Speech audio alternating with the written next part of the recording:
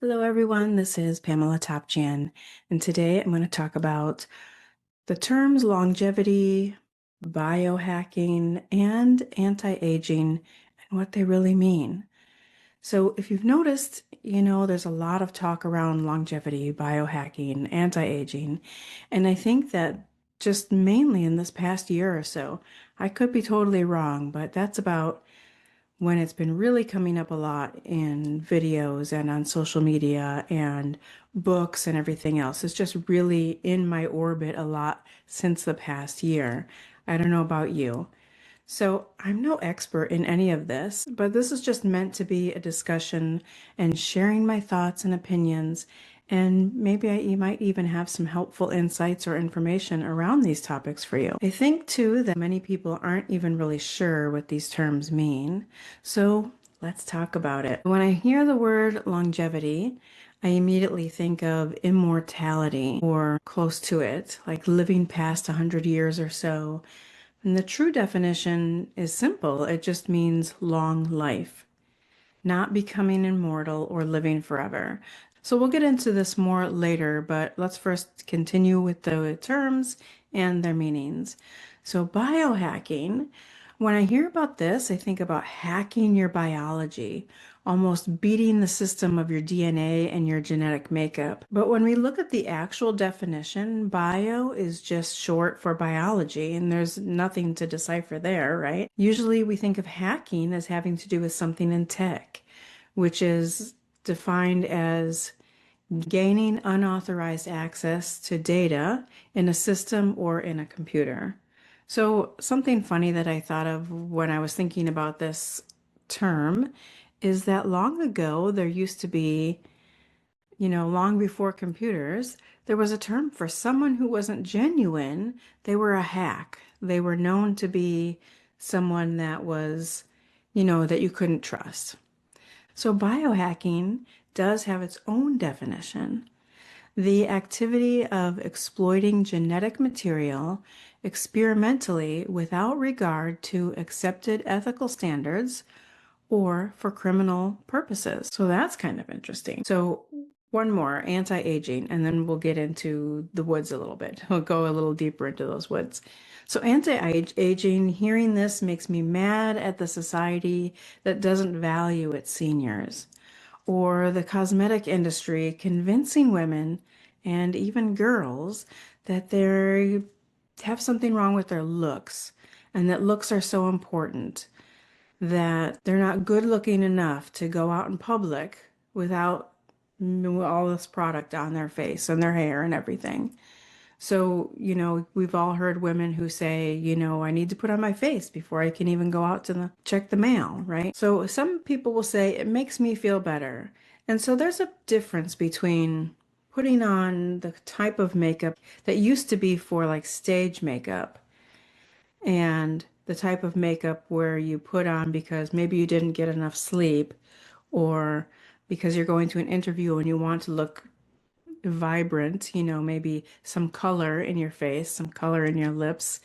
And, like I said, maybe you didn't get enough sleep, maybe you just fought off a cold, whatever it is, you want to look more alive. So there's that compared to wanting to look like somebody completely different from yourself. So when cosmetic or skincare companies use this term, they're talking about reducing the signs of aging, right? There was a whole movement, I think, in the 70s that was using makeup to get a natural look. What? That's it's like an oxymoron, right? The truth is that you can't turn back time. And aging is beautiful. Truly, truly. But when it comes to aging, part of what people don't like, myself included, is some of the things that come along with it. Not just like, I don't mind having wrinkles or gray hair. I almost enjoy becoming this older woman. But what I don't like is having minor health issues that we kind of think of as typical aging. But that's, anti-aging usually is talking about looks, especially when those terms are used in the cosmetic industry or the beauty industry or the skincare industry. Personally, the women that I have looked up to and have been inspired by throughout my life have been older women. So to age gracefully and to be healthy and take care of yourself, to live a long, happy, healthy life has to come from the inside.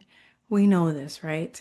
And so many factors go into this: nutrition, sleep, movement, connections and relationships, mental health, and other things. Most of us who are on a healing journey, and if you're on this channel, you probably are to some extent. So most of us on a healing journey have heard of the blue zones. These are areas of the world where people, more than anywhere else, live much longer. And not in nursing homes or hospital beds. They thrive into their 90s, and some of them past 100, or more of them are older than 100 and healthy compared to anywhere else in the world. And those are the blue zones of the world. So there are books and documentaries and studies done on these areas. Now, this discussion right here isn't to get into all that information. I'm giving you that information so you can look it up yourself. But it's definitely worth looking into. It's really about the food they eat, the exercise they get just by going about their daily lives, like not going to the gym, but walking everywhere instead of driving, not sitting for hours on end. And it's about the families and the community connections and the relationships they have. So when we talk about extremes, you can't talk about biohacking without bringing up Brian Johnson. And that's Bryan if you want to look him up if you don't know who he is. So he's very strict about his regimen and what he puts in his body.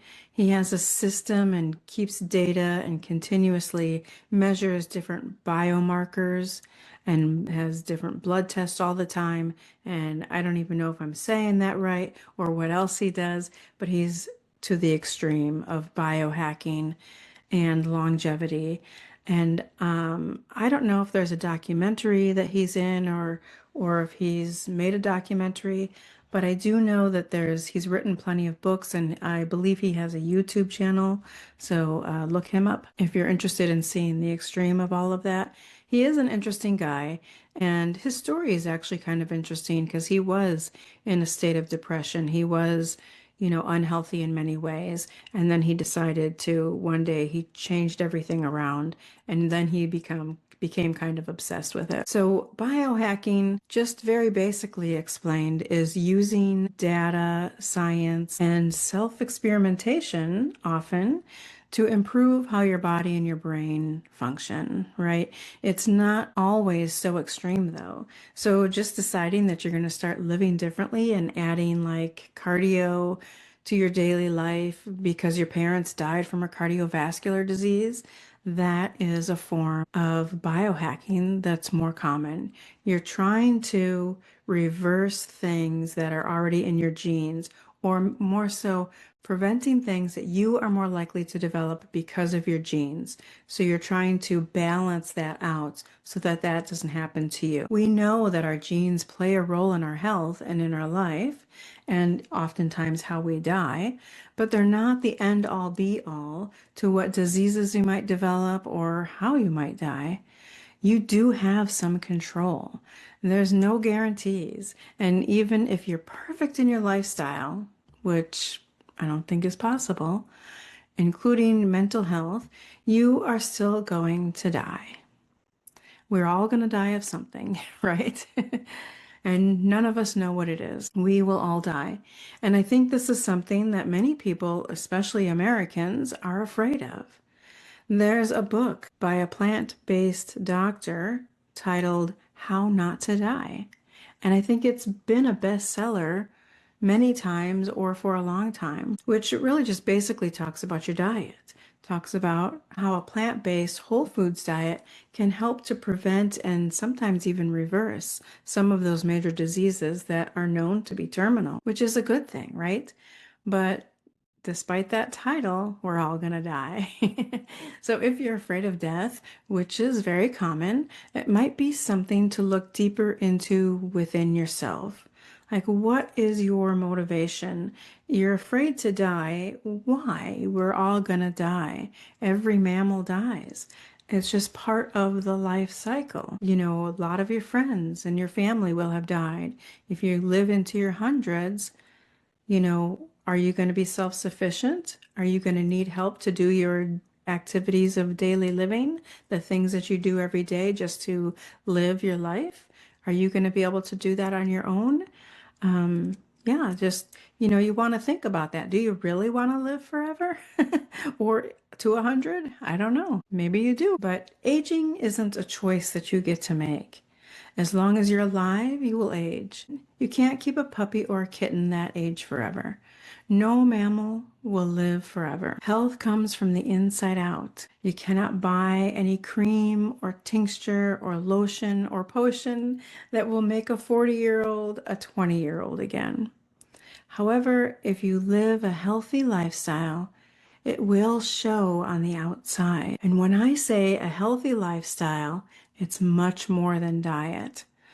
I personally am looking into different courses or different classes just on basic naturopathy. And I have been inspired by some of my guests on my Holistic Connections podcast to look into naturopathy and naturopathic medicine and just the more natural way of living.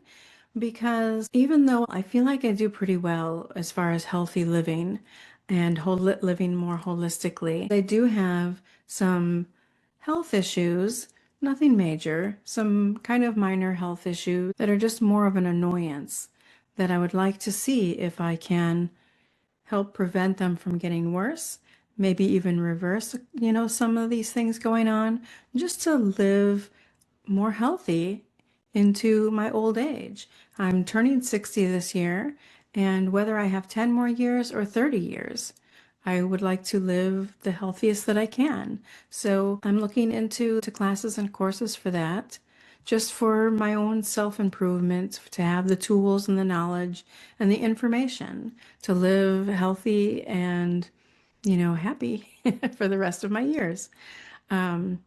And once I start something, as I go through that, I'll share with you guys, you know, what I've learned. So speaking of that, if you have a topic for discussion, feel free to make a suggestion. Look in the playlist on this channel for self-help, self-care, and vlogging.